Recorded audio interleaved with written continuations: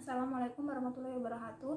Saya Lisa Dwi Fatmawati dari kelompok 7. Di sini saya sebagai presenter pertama dari kelompok 7, di mana kelompok 7 akan membahas mengenai perselisihan antara PT Alpen Food Indonesia dengan para pekerjanya. PT Alpen Food Indonesia lebih dikenal oleh masyarakat yaitu dengan produknya AIS. PT ini merupakan perusahaan lisensi dari Singapura dan telah memiliki pengalaman selama 20 tahun di bidang industri es krim. Es krim AIS sudah dikenal oleh semua kalangan masyarakat di Indonesia, di mana es krim ini mampu mengalahkan produk-produk es krim terdahulu yang pernah ada di Indonesia. Karena es krim ini memiliki harga yang murah, kualitas yang baik, dan kuantitas yang cukup sehingga menjadi pilihan bagi kalangan masyarakat. Namun di balik itu semua terjadi perselisihan antara PT Alpen Food Indonesia dengan para pekerjanya. Perselisihan antara kedua belah pihak pernah terjadi di tahun 2017. Namun perselisihan terjadi lagi di akhir tahun 2019 sampai Maret 2020. Rangkaian peristiwa pada tahun 2017 sudah terselesaikan dengan pengangkatan 665 buruh menjadi karyawan tetap. Pada tahun 2019, perselisihan terjadi kembali mulai dari bonus yang diberikan melalui cek mundur yang kosong, serta jam kerja yang tidak sesuai, pemberian surat peringatan terhadap karyawan yang tidak masuk, hingga mogok kerja dan PHK terhadap buruh PT Alpen Food Indonesia. Kronologi perselisihan antara dua kubu tersebut terjadi karena beberapa hal yang dianggap sudah tidak sesuai dengan peraturan dan memberatkan buruh. Menurut Sarinah, juru bicara Federasi Serikat Buruh Demokratik Kerakyatan atau FESEDAR, buruh merasa dibohongi dengan cek mundur yang kosong. Cek tersebut berupa bonus yang akan dicairkan pada tahun 2020 sebesar 600 juta untuk 600 karyawan. Namun hal itu dibantah oleh Simon selaku legal corporate PT Alpen Food Indonesia bahwa perusahaan tidak pernah memberikan cek tersebut. Simon mengatakan persoalan ini dapat dibawa di jalur hukum pidana. Dikutip dari CNN Indonesia pada Jumat 28 Februari. Sarinah juga mengungkapkan bahwa perusahaan sering tidak proporsional memberikan hukuman. Ada yang meninggalkan pekerjaan karena urusan serikat yang buru-buru langsung dikenakan SP3, sedangkan ada yang 12 kali alfa tidak mendapatkan sanksi apa-apa. Poin lainnya yang dipermasalahkan oleh SGBBI adalah jam kerja malam yang masih diberlakukan kepada perempuan hamil meski telah dikeluarkan surat rekomendasi dari Komnas Perempuan. Hal itu menurutnya menjadi pemicu tingginya angka keguguran karyawan wanita. Namun hal tersebut dibantah lagi oleh Simon. Kami melakukan medical check up dengan RS Omni. Dari 14 teguran tidak ada pelanggaran, ucap Simon, dikutip di CNN Indonesia. Simon membantah perusahaan telah melanggar ketentuan UU nomor 13 tahun 2003 tentang ketenagakerjaan yang mengatur pekerjaan bagi perempuan hamil. Poin terakhir, PT Alpen Food Indonesia melakukan PHK terhadap buruh yang mogok pada 21 sampai 28 Februari 2020 lalu. Menurut Simon, mogok kerja yang dilakukan SGBBI dikualifikasi sebagai mogok kerja yang tidak sah. Berdasarkan keputusan Menteri Tenaga Kerja dan Transmigrasi nomor 232 tahun 2003 di ayat 1 pasal 6 dijelaskan, mogok kerja yang dilakukan secara tidak sah dikualifikasikan sebagai mangkir. Semua kasus sengketa hubungan industri tersebut akhirnya diinvestigasi oleh Kementerian Ketenagakerjaan Kemnaker. Menteri Ketenagakerjaan Ida Fauzi telah mengirimkan tim khusus pengawas ketenagakerjaan untuk melakukan pemeriksaan dan investigasi terhadap PT Alpen Food Indonesia, perusahaan yang memproduksi es krim AIS yang berlokasi di Kabupaten Bekasi, Jawa Barat. Hasilnya memang ada pelanggaran. PLT Dirjen Pembinaan Pengawasan Ketenagakerjaan dan Keselamatan Kesehatan Kerja atau PPK dan K3 Iswandi Hadi sebelumnya menanggapi adanya laporan dan informasi pengaduan terkait perusahaan PT AFI dari serikat pekerja atau buruh maupun dari masyarakat. Ia bilang berdasarkan laporan dari tim pengawas ketenagakerjaan diinformasikan sementara ini bahwa ada tenaga kerja sekitar 1.206 orang, diantaranya termasuk pekerja perempuan. Kita temukan beberapa pelanggaran yang harus diperbaiki, kata Iswandi dalam pernyataan resminya dikutip di CNBC Indonesia Rabu 11 Maret. Saya akan melanjutkan materi selanjutnya. Sebelumnya, perkenalkan nama saya Fatimah Tuzahro. Di sini untuk teori yang kami ambil untuk analisis studi kasus kami yaitu teori prinsip hubungan industrial. Prinsip hubungan industrial di sini ada 6. Yang pertama yaitu kepemimpinan bersama. Pengusaha dan pekerja, demikian pula pemerintah dan masyarakat pada umumnya sama-sama memiliki kepentingan atas keberhasilan dan keberlangsungan perusahaan. Oleh sebab itu, pengusaha dan pekerja harus mampu untuk melaksanakan tanggung jawabnya secara maksimal dalam melaksanakan tugas sehari-hari. Nah, untuk pengusaha di sini membutuhkan pekerja untuk memproduksi atau menjalankan usaha yang dibuatnya. Pekerja di sini yang kedua untuk pekerja atau serikat pekerja harus dapat membuang jauh-jauh kesan bahwa hanya perusahaan yang membutuhkan dirinya, namun melainkan dirinya itu juga sama-sama membutuhkan terhadap perusahaan.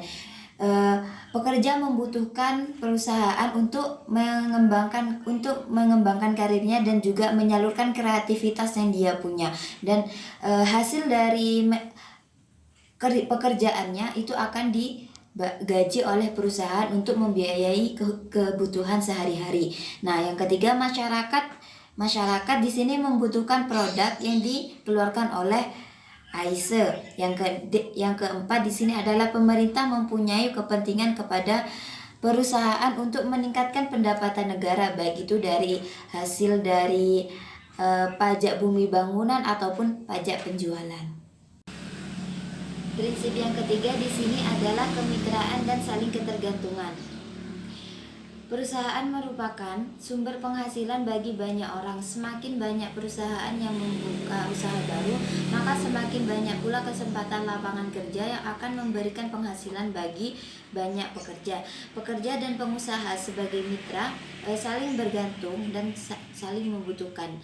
Dalam PT Alpen Food Indonesia atau AISE, pengusaha menciptakan lapangan kerja bagi masyarakat dalam bentuk produksi makanan yang berupa es krim.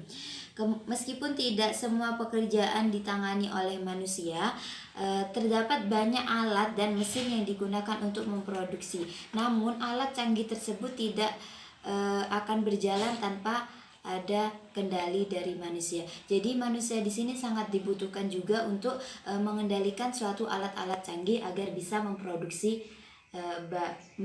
barang yang akan dikeluarkan.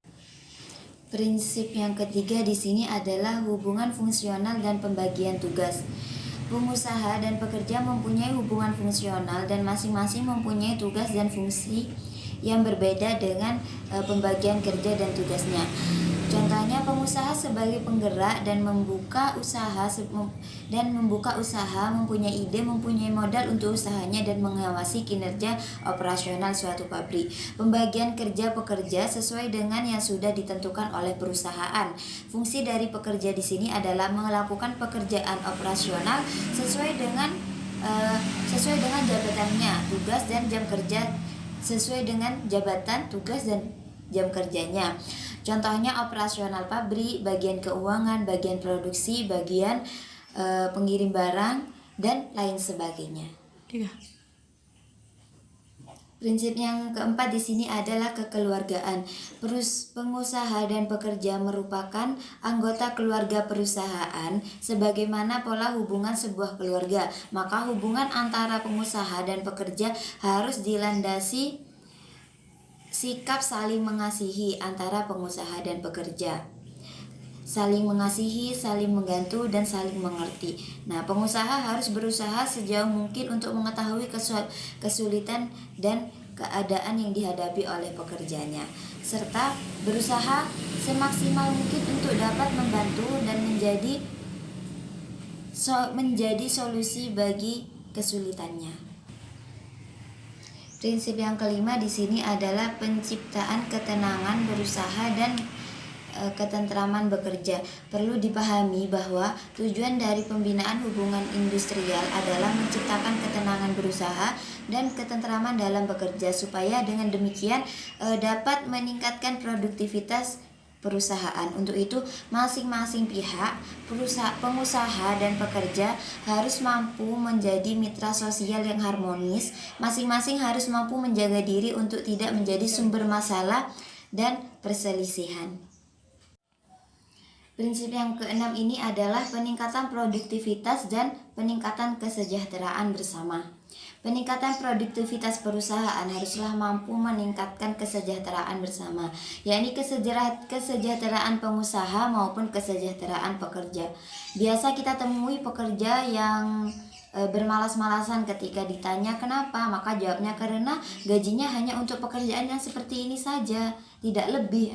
Padahal semestinya pekerja yang berkeinginan untuk mendapatkan upah lebih tinggi, maka dia harus bekerja lebih keras untuk mampu meningkatkan produktivitas perusahaan, sehingga perusahaan mampu memberikan upah yang lebih tinggi dan sepadan dengan usahanya itu. Jangan berharap perusahaan akan memberikan lebih dari kontribusi yang telah diberikan pekerja terhadap perusahaannya. Perusahaan pasti akan memberikan upah yang lebih baik ketika seorang pekerja itu menghasilkan produk atau bisa meningkatkan produktivitas perusahaannya. Di sini saya Tiara Marani akan melanjutkan dari pembahasan sebelumnya, yaitu tentang analisis permasalahan yang terjadi di PT Alpen Food Indonesia atau AIS. Permasalahan pertama adalah penurunan upah. Pada tahun 2014 sampai 2016, PT AFI menggunakan KBLI 1520 atau makan terbuat dari susu yang diubah menjadi KBLI es krim pada tahun 2017. Sehingga nilai upah buruh mengalami penurunan dari upah sektor 2 menjadi upah minimum kabupaten atau UMK. Jika mengacu pada upah minimum tahun 2019, maka buruh kehilangan upah sebesar Rp280.000. Oleh karena itu, sejak tahun 2018, buruh telah memperjuangkan agar perusahaan memberikan tambahan upah. Namun, setiap tahun, perusahaan hanya menaikkan upah sebesar Rp5.000 saja. Pada tahun 2019, upah yang dilakukan di PT AFI adalah UMK ditambah dengan Rp10.000. Selanjutnya, permasalahan yang kedua adalah mutasi, demosi, dan sanksi yang tidak proporsional. Sebagai serikat pekerja independen, SGBBI telah berupaya untuk menjalankan fungsi kontrol demi meningkatkan kondisi kerja buruh di pabrik es krim AIS. Namun, sejak tahun 2000 mengalami berbagai mutasi dan bahkan demosi. Pemindahan ini dilakukan secara sepihak dan seringkali ditempatkan di posisi yang lebih berat, yakni ke bagian produksi. Ada juga yang didemosi setelah ikut mogok, sehingga upah dan tunjangannya diturunkan. Pengusaha tidak peduli buruh memiliki penyakit tertentu, misalnya endometriosis yang diidap oleh saudari R. Dia tetap dipindahkan beberapa kali hingga ke bagian produksi yang semakin memperburuk kondisinya dan upahnya pun diturunkan. Bukannya serikat menolak perintah kerja, tetapi mutasi seharusnya dibicarakan terlebih dahulu, diberikan training yang memadai, serta diberikan surat tugas baru secara tertulis dan langsung ke pekerja. Tetapi selama ini, pengusaha selalu melakukan sepihak tanpa mendengarkan kondisi buruh yang bersangkutan. Permasalahan lainnya adalah surat peringatan atau SP, yang terlalu mudah diberikan kepada pekerja tanpa pembinaan terlebih dahulu. Hal ini khususnya dialami oleh buruh yang menjadi anggota SGBBI. Salah seorang anggota yang menjadi leader dikenakan SP2 karena menolak untuk memberikan SP langsung kepada pekerja. Permasalahan lainnya adalah surat peringatan atau SP yang terlalu mudah diberikan kepada pekerja tanpa pembinaan terlebih dahulu. Hal ini khususnya dialami oleh buruh yang menjadi anggota SGBBI. Salah seorang anggota yang menjadi leader dikenakan SP2 karena menolak untuk memberikan SP langsung kepada pekerja. Dia sudah menjelaskan bahwa sanksi harusnya ada tahapan berupa teguran lisan terlebih dahulu. Tetapi atasannya tidak peduli karena tidak mau terus-menerus harus menindas ke bawah. Dia terpaksa melepaskan jabatannya sebagai leader. Permasalahan yang ketiga adalah pekerja yang sulit untuk mengambil cuti. Pada awalnya, prosedur pengambilan cuti sakit maupun izin di PT Alfi lebih mudah karena pekerja hanya menyerahkan formulir kepada leader bagian dan perusahaan menerima surat keterangan dokter dari klinik lain yang menggunakan biaya sendiri. Lalu, kondisi ini diubah secara sepihak oleh perusahaan pada tahun 2018. Cuti harus diurus sendiri oleh pekerja dan surat keterangan dokter yang diakui hanya yang dari Vakses. Perusahaan mengharuskan buruh mengurus sendiri formulir cuti dengan prosedur sebagai berikut. Yang pertama, mengambil formulir di office dan menandatangani permohonan cuti. Yang kedua, meminta tanda tangan leader atau leader group. Yang ketiga, meminta tanda tangan supervisor. Yang keempat, meminta tanda tangan manajer produksi atau asisten. Yang kelima, meminta tanda tangan HRD. Dan yang keenam, menyerahkan kembali ke office. Prosedur ini sangat menyulitkan buruh operator yang harus bekerja dan hanya punya waktu saat istirahat atau pulang kerja. Seringkali, orang-orang yang harus dimintai tanda tangan tidak berada satu lokasi dengan bekerja. Ditambah lagi, buruh yang kerap dicecar pertanyaan, khususnya saat berhadapan dengan asisten. Bagi yang dalam kondisi sakit, tentu lebih sulit. Kondisi baru saja pulih dan masih harus direpotkan dengan prosedur mengurus cuti. Klinik perusahaan maupun Vakses sangat membatasi dikeluarnya surat keterangan dokter. Ketika pekerja sakit, klinik atau Vakses memberikan surat keterangan berobat, yang berarti pekerja dianggap kuat untuk bekerja di pabrik. Pekerja boleh beristirahat di loker atau pulang apabila benar-benar merasa tidak kuat lagi. Pekerja beristirahat di loker kerap diinspeksi oleh asisten manajer produksi dan dicecar pertanyaan, bahkan dimarahi karena mengalami sakit. Cuti haid nyaris tidak dapat diambil sama sekali, bahkan dianggap penyakit karena pekerja harus mendapatkan izin dari dokter klinik perusahaan untuk mendapatkan cuti haid. Dokter klinik biasanya tidak memberikan cuti haid, tetapi obat penghilang rasa sakit.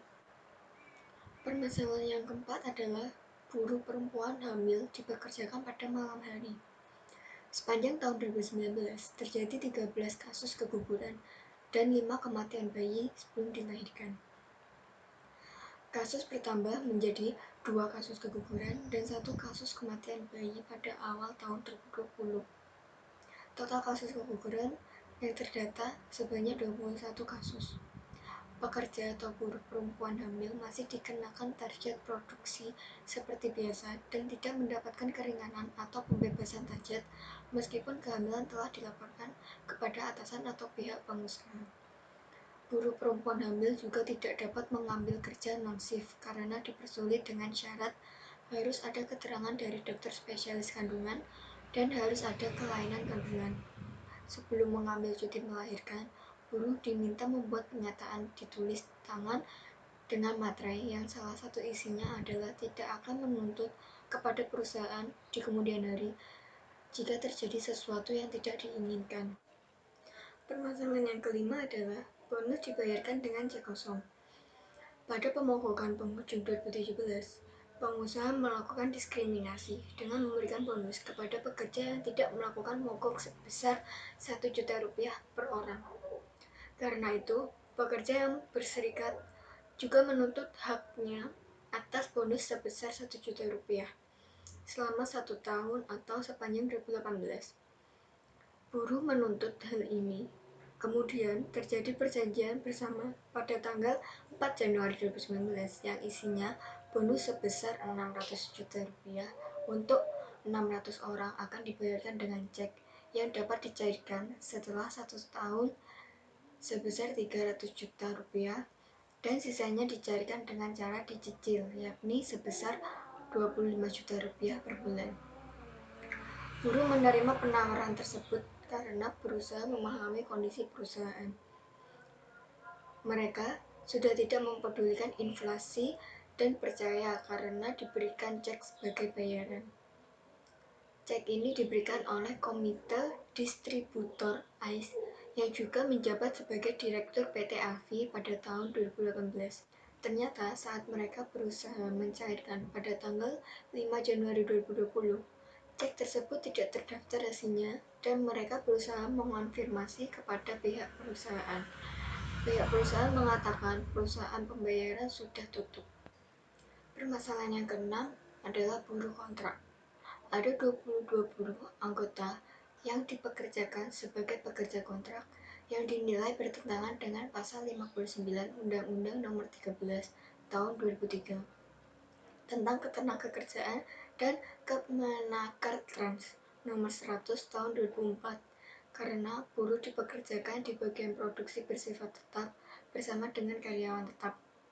Buruh-buruh banyak berasal dari Jawa Timur yang dulunya direkrut oleh penyalur dengan dikenai biaya administrasi sebesar 4-5 juta rupiah dan dijanjikan setelah bekerja selama 6 bulan akan diangkat menjadi karyawan tetap di PT AFI. Dan permasalahan yang terakhir adalah nasib buruh outsourcing.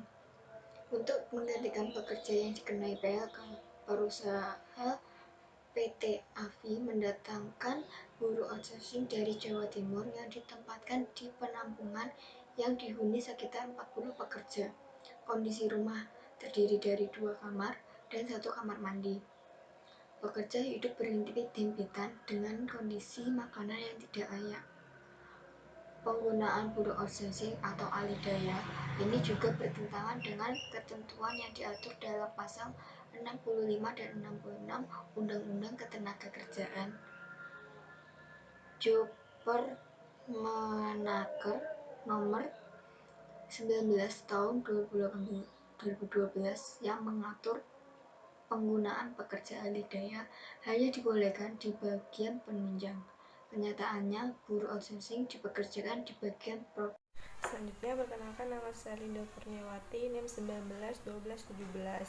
Pembahasan selanjutnya yaitu mengenai solusi dari permasalahan yang sudah dijelaskan teman saya dan beberapa definisi dari internet, antara lain yaitu yang pertama mengenai penurunan upah. Nah, di sini yang solusi yang ditawarkan yaitu naikkan upah sesuai ketentuan undang-undang dan kesepakatan dengan memenuhi unsur selisih UMK atau UMSK, golongan, masa jabatan, masa kerja, masa jabatan, pendidikan, kompetensi, dan tunjangan keluarga. Nah, yang kedua yaitu untuk penurunan upah sendiri, tentukan struktur dan skala upah dengan terlebih dahulu menyepakati upah pokok bersama buruh atau serikat, jangan ditentukan sepihak. Nah, untuk yang kedua yaitu mutasi, demosi, dan sanksi yang tidak proporsional. Solusi yang ditawarkan yaitu yang pertama, batalkan skorsing dan PHK sewenang-wenangnya. Yang kedua, batalkan surat peringatan atau SP yang sewenang-wenangnya. Yang ketiga, batalkan mutasi dan demosi yang sewenang-wenangnya. Yang keempat, hentikan perlakuan atasan yang tidak manusiawi. Yang kelima, pecat mediator disnaker yang tidak netral. Selanjutnya yaitu tindak polisi yang diduga tidak netral dan didukung melanggar protap. Yang selanjutnya yaitu tindak tentara masuk pabrik yang diduga melanggar protap. Yang selanjutnya tindak manajemen yang diduga menghalangi dan menghambat pemogokan dan diduga melakukan tindakan balasan atas pemogokan tersebut. Selanjutnya permasalahan yang ketiga yaitu pekerja sulit mengambil cuti. Nah, di sini ada beberapa solusi yang ditawarkan yaitu cuti haid jangan dipersulit dan tanpa syarat. Karena ada beberapa memang wanita yang apabila ketika sedang haid itu sakitnya di luar. Permasalahan yang ketiga yaitu pekerja sulit mengambil cuti. Nah, solusi yang kami tawarkan yaitu yang pertama untuk cuti haid, jangan dipersulit dan tanpa syarat. Karena ada beberapa wanita yang ketika haid itu sakitnya tidak dapat ditahan dan melebihi batas normal. Yang selanjutnya yaitu permudah pengobatan dan rujukan Vaskes BPJS. Jangan ada penolakan dalam memberikan rujukan dan bebaskan buruh untuk memilih jalan pengobatannya tanpa sanksi yang merugikan. Permasalahan selanjutnya yaitu yang keempat, buruh perempuan hamil dipekerjakan pada malam hari. Nah, solusinya yaitu kita sendiri sudah tahu bahwa ketika seorang wanita hamil, tubuhnya akan melemah karena membawa dua badan. Nah, di sini solusinya itu pekerja buruh hamil dikerjakan di siang hari, jangan dikerjakan pada malam hari, dan beban kerjanya dikurangi dan lakukan pemeriksaan atas banyaknya wanita-wanita yang keguguran. Permasalahan selanjutnya yaitu 5 bonus dibayarkan dengan cek kosong. Solusinya, bayarkan bonus sesuai ketentuan bersama yang sudah disepakati dan jangan menipu dengan memberikan cek kosong atau cek tidak aktif. Yang keenam yaitu buruh kontrak. Solusi yang kami tawarkan yaitu angkat buruh kontrak yang sesuai dengan kriteria dan dipekerjakan sebagai buruh tetap dan pekerjakan kembali buruh-buruh yang sudah di PHK. Selanjutnya yang terakhir yaitu nasib buruh outsourcing. Nah, di sini itu solusinya yaitu yang pertama, hentikan diskriminasi dan pemberangsuran serikat. Hentikan diskriminasi dan pemberangsuran serikat.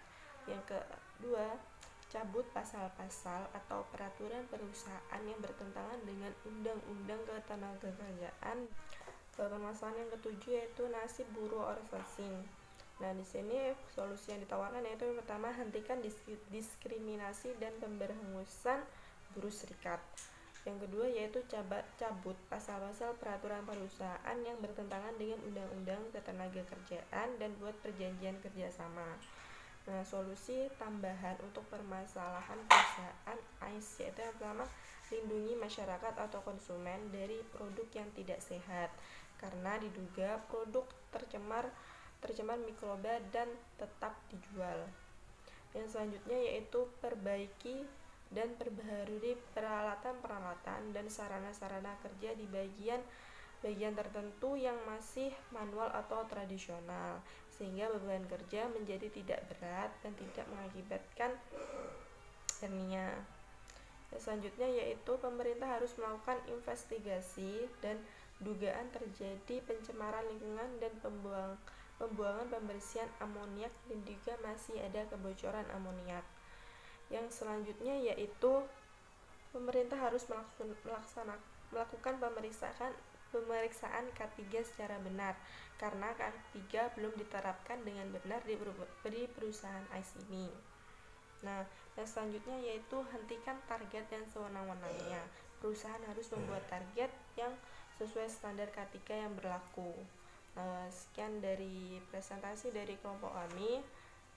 Wassalamualaikum warahmatullahi wabarakatuh. Selamat siang.